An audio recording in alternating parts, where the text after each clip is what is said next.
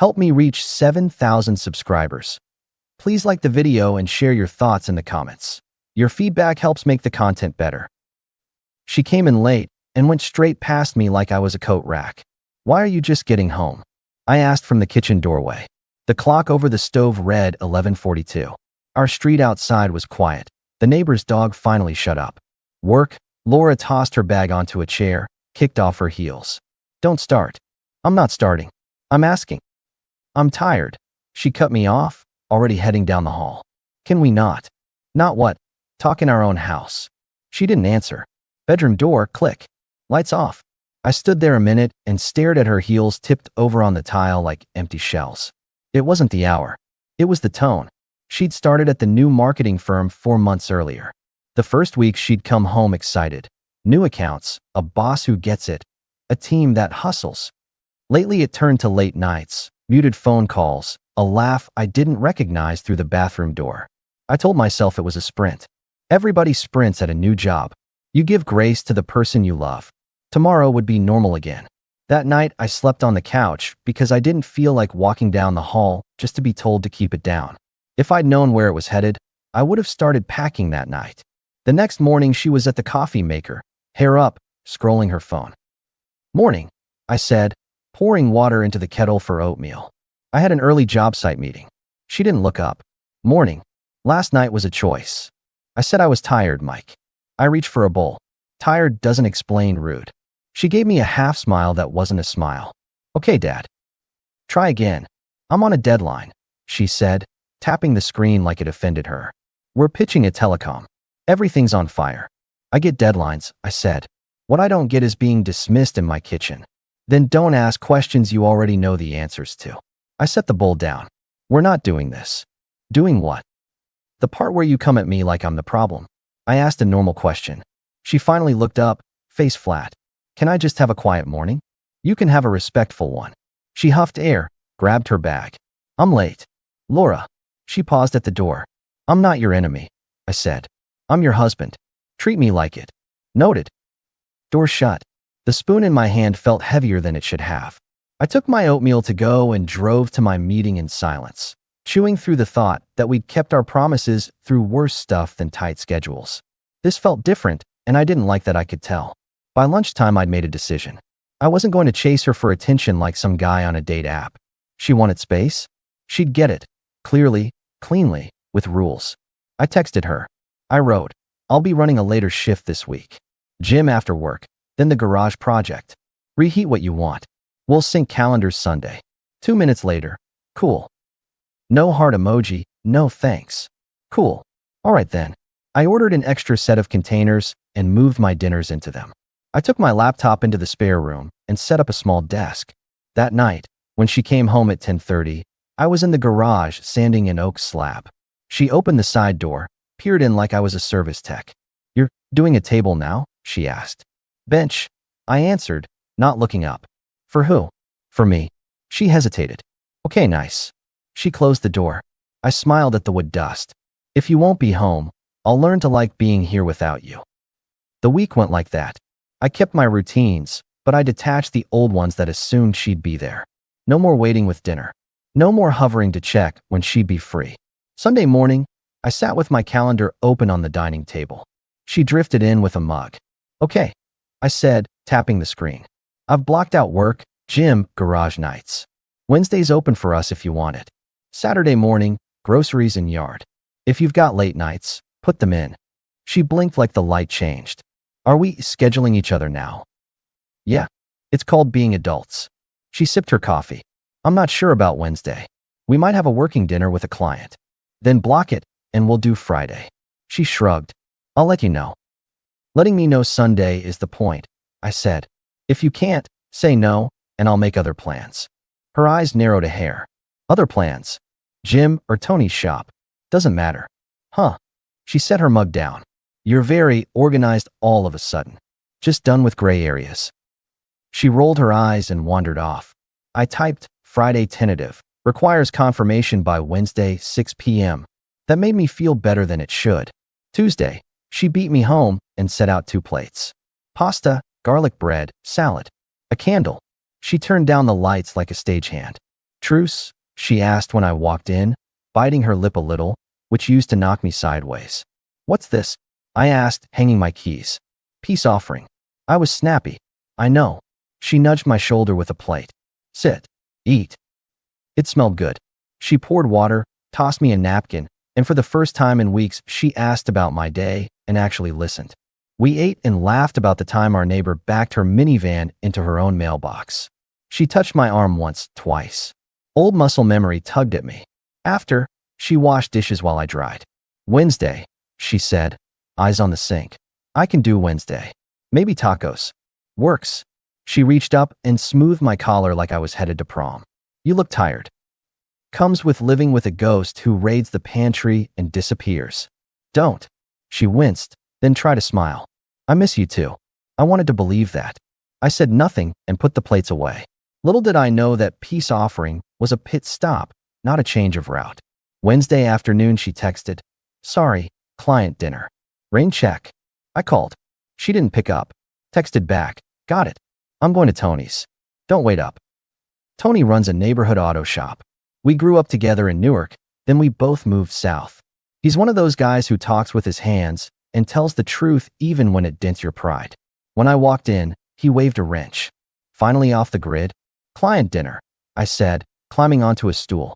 The radio murmured about baseball. I'm making myself scarce. You too good? He asked, not looking up, which is his way of looking right at you. We're on a schedule.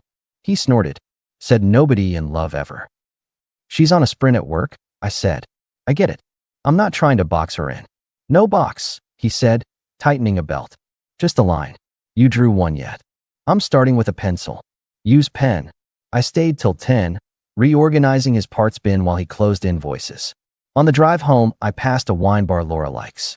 Through the window, I saw a table of sharp suits and sharper smiles. A man leaned in too close to a woman's ear. I looked away. Not helpful. I slept in the spare room and upgraded the bedding the next day. If we're roommates, I'll make the room worth it. The next 2 weeks turned into a pattern. She'd breeze in late, toss a quick story about client, deadline, team, then vanish into a long shower with her phone chiming on the sink. When I asked for clarity, I got jokes. Is there a point? She'd say. Yeah, me being in the loop. She'd laugh. You love loops. I kept setting boundaries like speed bumps. Friday dinners required confirmation by Wednesday. Sunday calendar check-in, mandatory. I moved some of our automatic bill pays to separate accounts and printed a simple budget split for groceries, utilities, mortgage. I left it on the table with a pen. She looked at it that night. What is this? Clarity. You're invoicing me now? We're both adults with jobs, I said. This keeps things clean. So romantic. So respectful. I met her stare.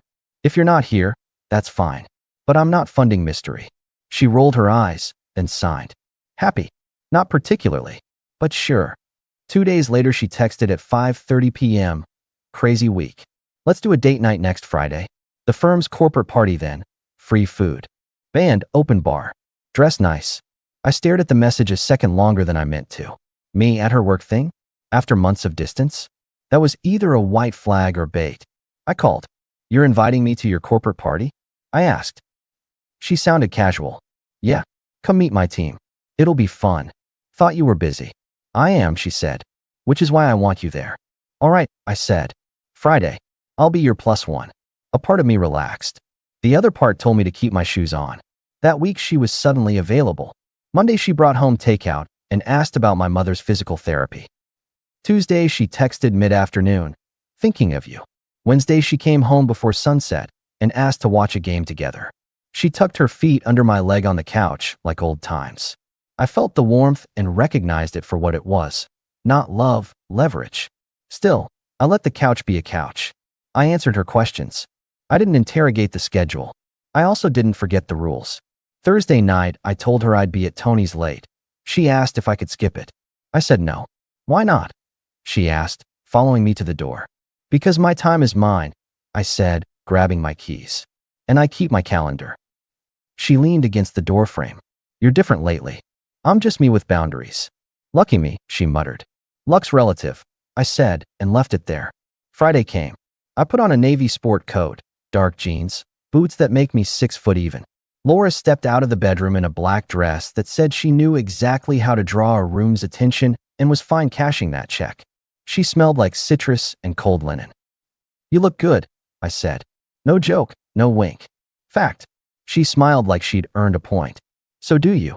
We drove to a hotel downtown where the firm had booked a ballroom. On the way, she ran through names. "That's Ally from media buying, total sweetheart. Tom in creative. He's harmless. He just talks too much. And Mark. He's our VP, the one I told you about, the builder. He's great." "You never told me his name," I said. "Well, there it is. Mark Bennett. Be nice." "I'm nice until I'm not." She laughed as if I'd made a joke. We walked through revolving doors into noise and light. A band was playing something that sounded like motion. People clustered near a bar and around high-top tables. Work laughter a shade higher than real laughter. We handed over our coats, and she slid her arm through mine. "Okay," she said, leaning in. Her hair brushed my cheek. "One tiny thing." "What tiny thing?" I kept my voice level. She was smiling, but her eyes had calculation in them. "I forgot to mention, nobody at work knows I'm married." "Come again." "It's just easier," she whispered fast, breath deliberate. "You know how it is in marketing, young culture, long hours." I didn't want to deal with all the gossip, the questions, so tonight, just go along. "You're my friend. Please." I looked at her.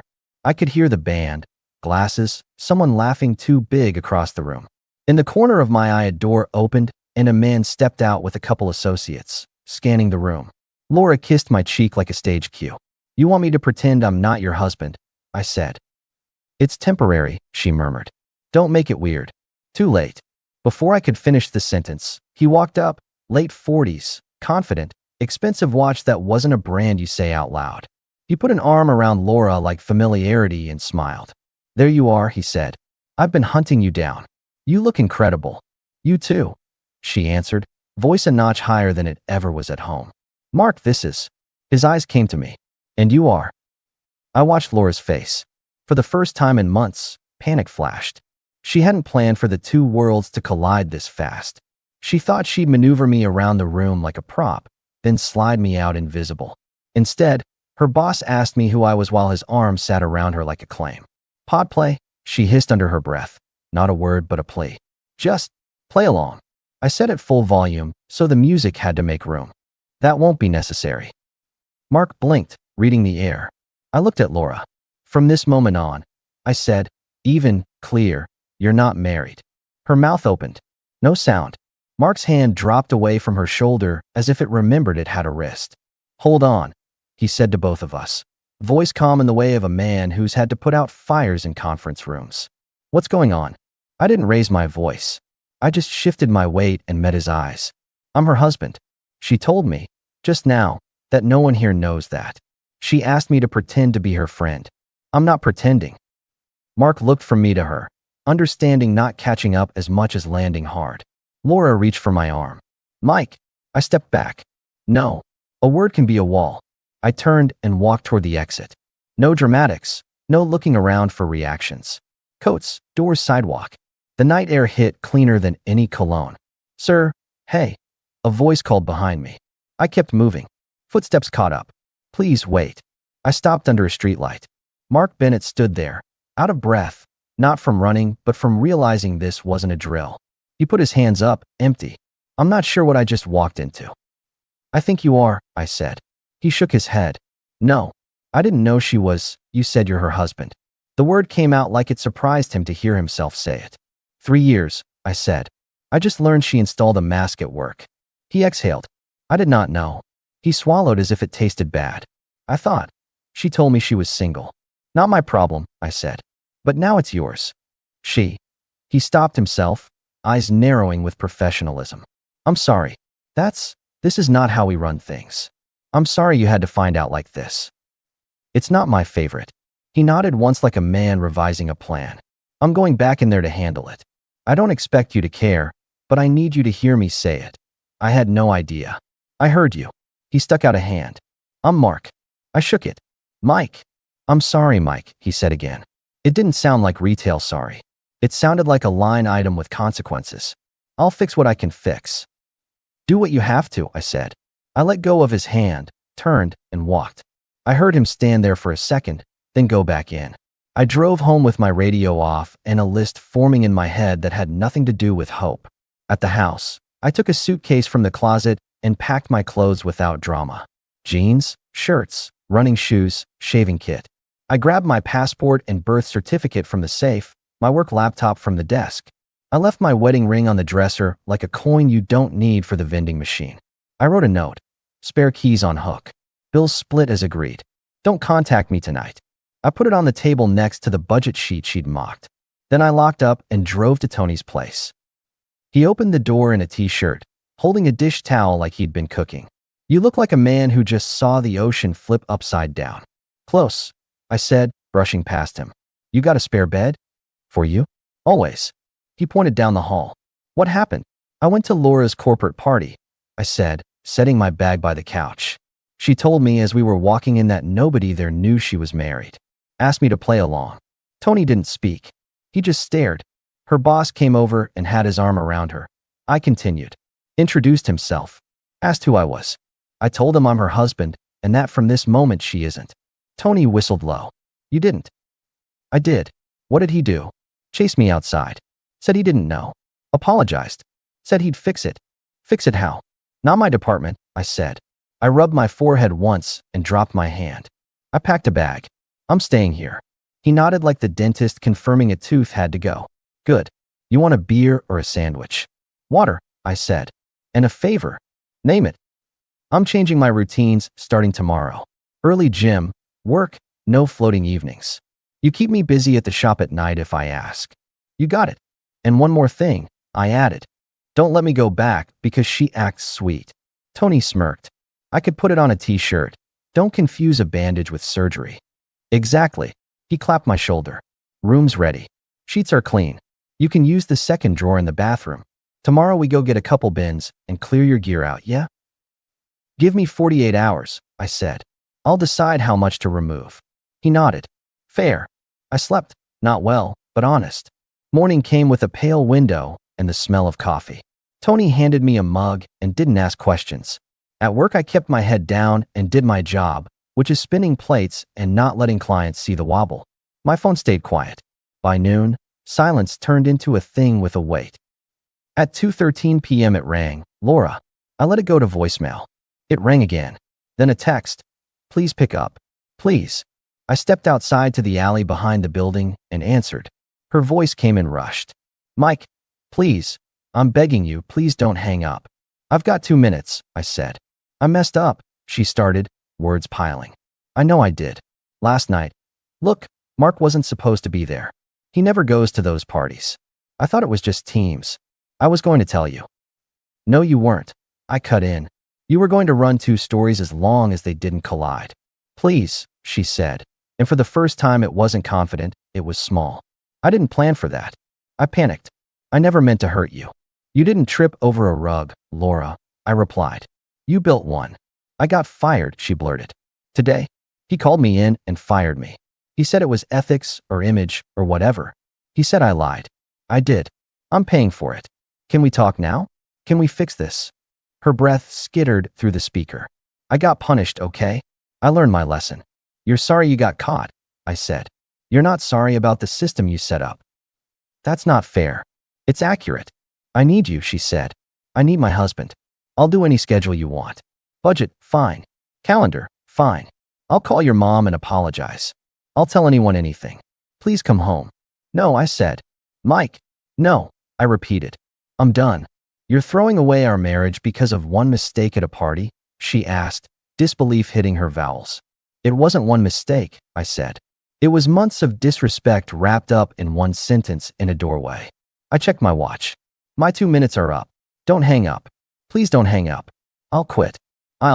Well, I'm already fired. I'll find another job. I'll go to therapy. You lost me, I said. I'll send a message about my things. Don't be at the house when I come by. You can't do this. I can, I said, and I hung up. I blocked her number. Then I went inside and told my boss I needed a half day the next day for personal reasons. He nodded and didn't pry. At my desk, I opened a browser and filled out an online filing for divorce. No court talk, no drama, just the form, the fee, the line drawn in ink. Then I emailed a locksmith. At 6, I drove to the house with Tony. We moved efficiently. I took my tools, the bench project, my clothes, the photo albums I cared about, the framed picture of my dad with his baseball cap crooked just so. I left the couch, the dining table, the TV. I let the wedding china gather dust next to the idea that it mattered. I changed the batteries in the exterior camera and disabled my login on the shared account. Mrs. Gomez from next door saw us and waved. Everything all right? Her Boston accent turns all right into 3 syllables. Just moving some things, I told her. You were a good neighbor, she said. You kept your lawn better than my Kenny. Tell Kenny I said hi. Tell that wife of yours to slow down, she added in a lower voice. I seen her fly in and out like a show. I don't manage her speed anymore, I said. Tony loaded the last bin.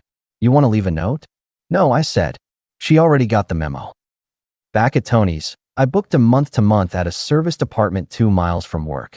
2 bedrooms, small balcony, a gym downstairs. I moved the bench in, set my tools on a shelf, hung my dad's photo above the entry table. That night, I slept in a bed I paid for that didn't have history threaded through the sheets. The next days had a rhythm: work, gym, Tony's, sleep. People at work noticed I was leaner, sharper. One afternoon, my manager Marion peeked into my cube. You look like a man who stopped negotiating with himself, she said. New program, I answered. Keep it, she said, and handed me a new project that everyone else had tiptoed around. I took it. Busy is good when your brain wants to rerun old tapes. Laura tried reaching me through email. We need to talk. Please pick up. I'm sorry. I created a filter that archived anything from her address. She messaged Tony through Instagram. He sent back a single line. Talk to Mike through his attorney email if necessary. She tried calling my mother. Mom told her this wasn't her circus and to respect what I decided. Mom's good that way. 2 weeks in, Ally from Laura's team found me on Facebook. We have never met. Her message wasn't dramatic, just a few lines. I didn't know she was married. I'm sorry for what you saw. He cut her loose as soon as he found out. Office is a mess. Hope you're okay.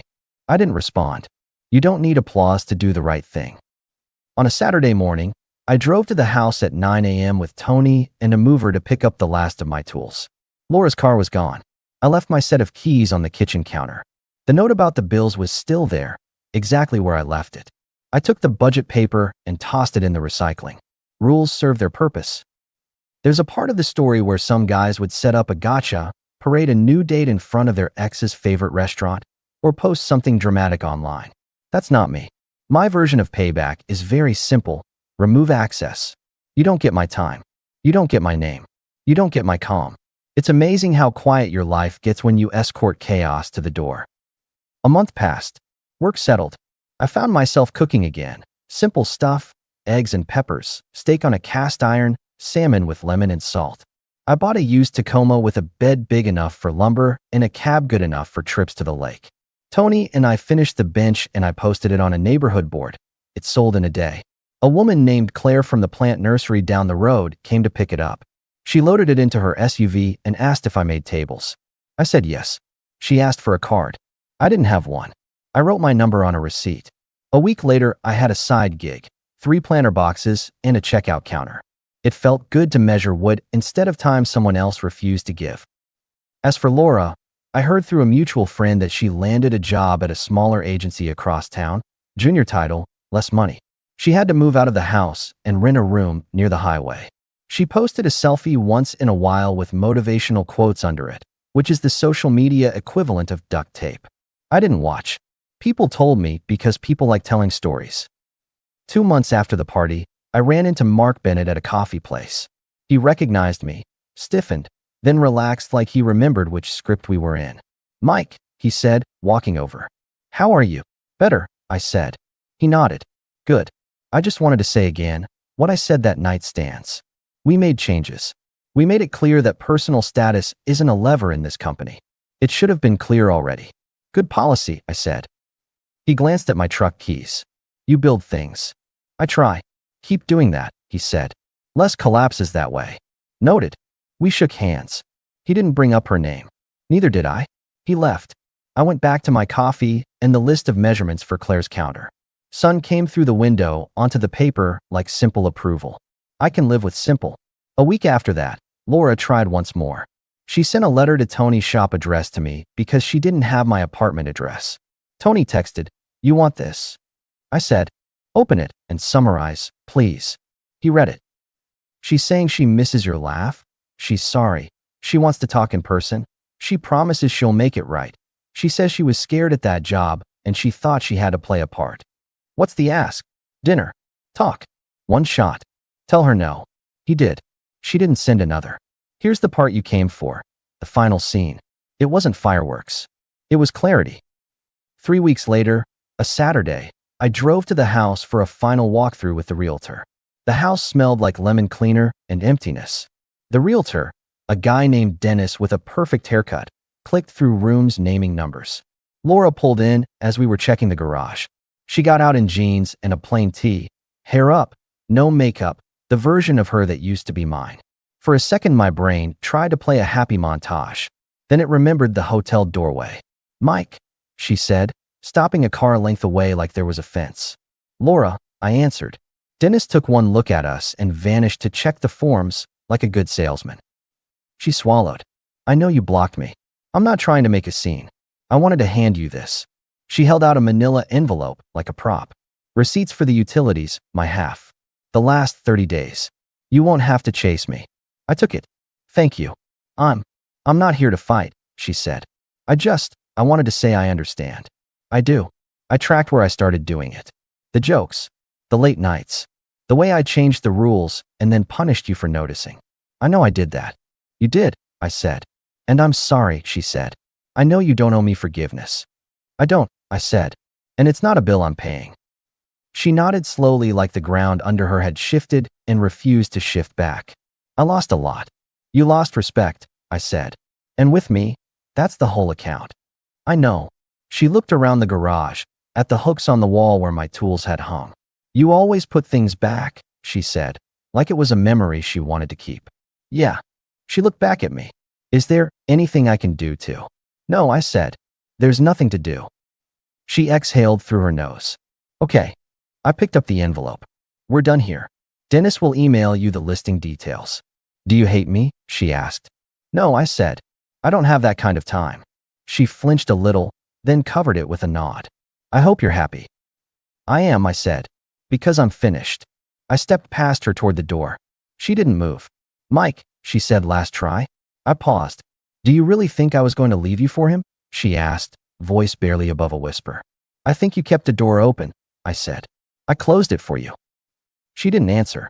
I walked through the front door and into the sun. Dennis stuck his head out of the kitchen like a meerkat. "All good?" he asked. "All done," I said. "List it Monday." "List it Monday." He grinned. "Let's get you top of market. Let's just get me gone." We shook hands. I got in my truck and drove. At the stoplight, I checked my mirrors. No ghosts followed me. Epilogue. Fine. I moved from the serviced apartment into a small bungalow down the street from the lake. 2 bedrooms. One for me. One I turned into a shop with a proper bench and dust collection that doesn't make the neighbors curse my name. I built a dining table and a headboard. Claire introduced me to her friend Dana at a backyard barbecue. Dana teaches 8th grade science and has a laugh that sounds like a bell someone isn't embarrassed to ring. We went for coffee, then for a walk with her dog, then for tacos on a Tuesday I used to spend alone. Slow, clean, real. Sundays I call my mother and bring her a rotisserie chicken and green beans. Tony still calls me by my last name like we're 15. We fish sometimes. He pretends he knows how. I actually do. I see Laura's car now and then near the highway. She comes and goes quick. People say she works hard and keeps her head down. I hope she learns something. Not for us. For herself. For whoever sits at a table with her next and deserves the truth without prompting. You want the last line? Here it is. Respect is non-negotiable. I tried the conversation. I tried the calendar. I tried patience. When she asked me to pretend I didn't exist, I gave her exactly what she